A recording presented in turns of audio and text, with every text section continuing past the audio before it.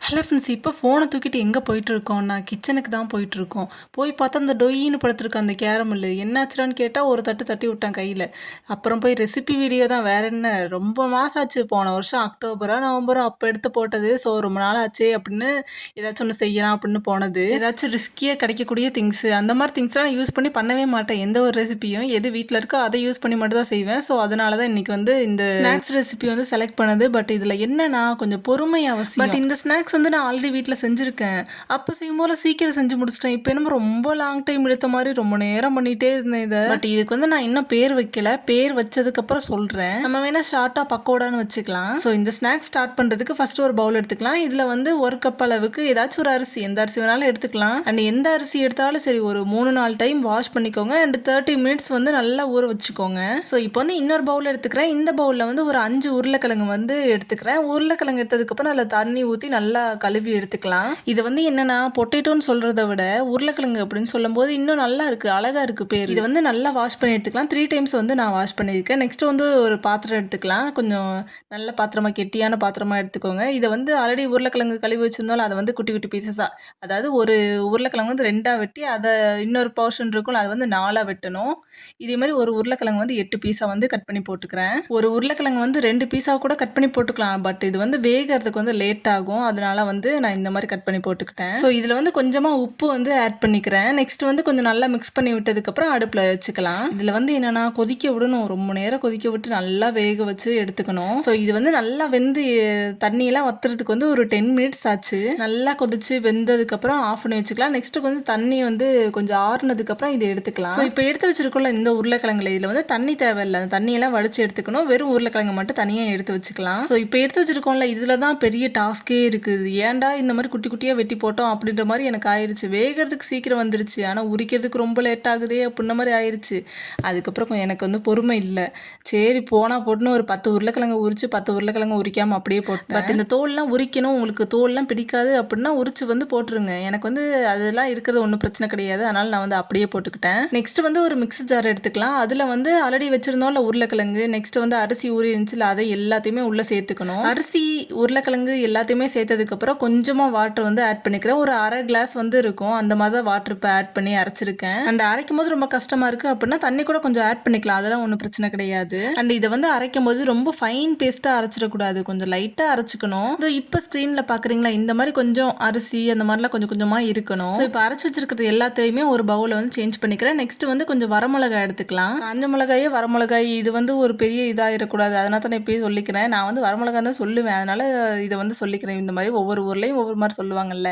இப்போ எடுத்து வச்சுக்கிற எல்லா மிளகாயுமே ஒரு மிக்சர் ஜாரில் வந்து சேர்த்துக்கிறேன். இவ்வளோலாம் தேவையே கிடையாது. என்கிட்ட வந்து சில்லி ஃப்ளேக்ஸ் வந்து தீந்துருச்சு. ஸோ அதை வந்து ரீஸ்டோர் பண்ணுறதுக்காக வந்து நிறைய அரைச்சி வச்சுக்கிட்டேன். அண்ட் இதை வந்து அரைக்கும் போது ஃபுல் ஸ்பீடாக வச்சு அரைச்சிடக்கூடாது. லைட்டாக ஒன்றில் வச்சு அரைச்சிங்கனாலே இந்த மாதிரி கிடச்சிரும். சும்மா ஒரு 3 செகண்ட் 4 செகண்ட்லேயே இந்த மாதிரி நல்லா அரைஞ்சிரும். இப்போ வந்து அரைச்சி வச்சுக்கிற எல்லாத்துலேயுமே ஒரு குட்டி கண்டெய்னரில் வந்து சேஞ்ச் பண்ணியாச்சு. நெக்ஸ்ட் ஒரு சின்ன பவுல் எடுத்துக்கலாம். இந்த பவுலில் வந்து கொஞ்சம் கருவேப்பிலை வந்து பிச்சு போட்டுக்கிறேன். இதில் வந்து கொத்தமல்லி தலை இருக்கும்ல, இந்த கொரியாண்டர் லீஃப், அது கூட சேர்த்துக்கலாம். பட் எனக்கு அது வந்து அவ்வளோக்கு பிடிக்காது, அதனால் நான் வந்து சேர்த்துக்கல.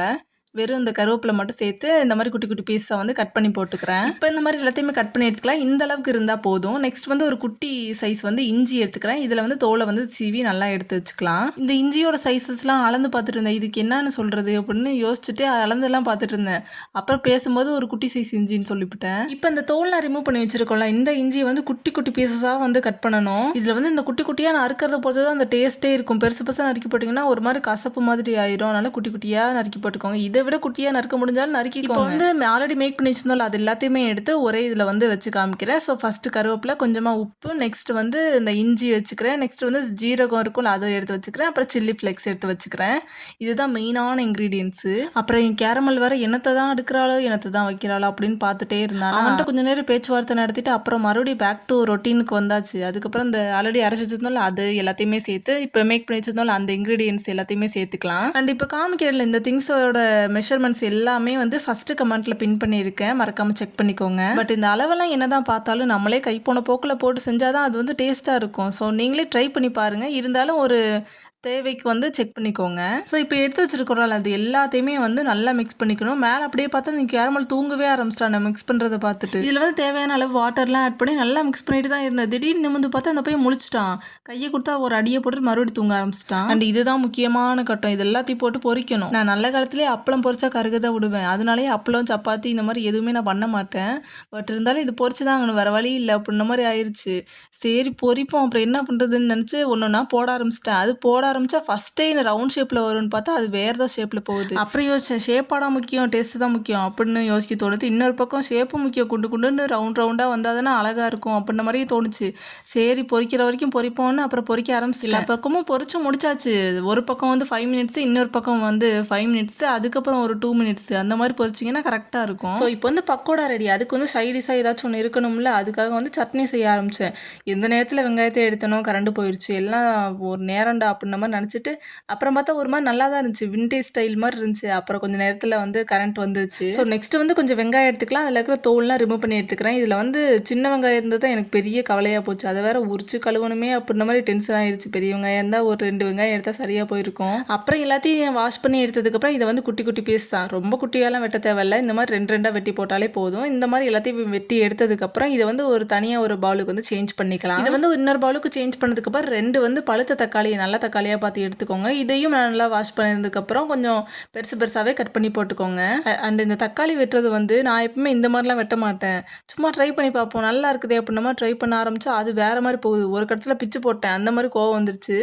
அப்புறம் எல்லாத்தையும் வெட்டி போட்டாச்சு. ஸோ இதையுமே இன்னொரு பவுலுக்கு வந்து மாற்றி எடுத்துக்கலாம். நெக்ஸ்ட்டு வந்து சின்ன ஒரு பவுல் எடுத்துக்கிறேன். இதில் வந்து 3 பூண்டு எடுத்துருக்கேன், தோலோடு எடுத்துருக்கேன். தோல் வந்து ரிமூவ் பண்ண வேணாம். நெக்ஸ்ட் வந்து கொஞ்சம் கருவேப்பிலை எடுத்துக்கலாம். 2 வரமிளகா வந்து எடுத்து வச்சுக்கிறேன். அநியாயத்துக்கு பெரிய வரமிளகாய் எடுத்தால் ஓவர காரமாயிரும். அதனால இந்த மாதிரி ஒரு சின்ன சைஸாக வந்து எடுத்து வச்சுக்கோங்க. இப்போ வந்து ஸ்டவ் ஆன் பண்ணிவிட்டு இந்த பாத்திரத்தை வந்து வச்சுக்கிட்டு இதில் ஆயில் வந்து சேர்த்துக்கலாம். கொஞ்சமாக சேர்த்தாலே போதும். நெக்ஸ்ட் வந்து கொஞ்சம் சோம்பு ஆட் பண்ணதுக்கப்புறம் இப்போ மேக் பண்ணி வச்சதால் அந்த இன்க்ரீடியன்ஸ் எல்லாத்தையுமே உள்ளே வந்து ஆட் பண்ணிக்கிறேன். ஸோ இதை வந்து ஒரு 30 செகண்ட்ஸ் நல்லா வதக்குனதுக்கப்புறம் கொஞ்சம் அந்த வெங்காயம் வெட்டி வச்சிருந்தாலும் அதை வந்து ஆட் பண்ணிக்கிறேன். ஆட் பண்ணதுக்கப்புறம் கொஞ்சம் ஒரு 2 மினிட்ஸ் விட்டதுக்கப்புறம் கொஞ்சம் சால்ட் வந்து ஆட் பண்ணிக்கிறேன். ஸோ லோ ஃப்ளேம்லேயே வச்சு நல்லா ஒரு 3 மினிட்ஸ் வந்து வதக்கி எடுத்துக்கோங்க. நெக்ஸ்ட் வந்து இந்த மாதிரி குட்டி சைஸில் ஒரு புளி சேர்த்துக்கோங்க. புளி வந்து ஆப்ஷனல் தான், தேவைன்னா சேர்த்துக்கலாம். ஸோ இதையுமே ஒரு 2 நிமிஷம் போல் லோ ஃப்ளேம்லேயே வச்சு வதக்கிக்கோங்க. நெக்ஸ்ட் வந்து கொஞ்சம் தக்காளி வெட்டி வச்சிருந்தாலும் அதை வந்து ஆட் பண்ணிக்கிறேன். தக்காளி ஆட் பண்ணதுக்கப்புறம் கொஞ்சம் உப்பு, கொஞ்சம் மஞ்சள் இதெல்லாம் ஆட் பண்ணிக்கிறேன். இதையுமே நல்லா லோ ஃப்ளேமில் வச்சு வதக்கி எடுத்துக்கலாம். அப்படியே பார்த்தா அந்த கேரமல் தூங்கி எந்திரிச்சிட்டான். பார்க்குறான், இன்னும் நீ பண்ணிட்டு இருக்க அப்படின்ன மாதிரி பார்த்தான். ஸோ இப்போ மேக் பண்ணி வச்சிருக்கிறோம்ல அது எல்லாத்தையுமே வந்து நல்லா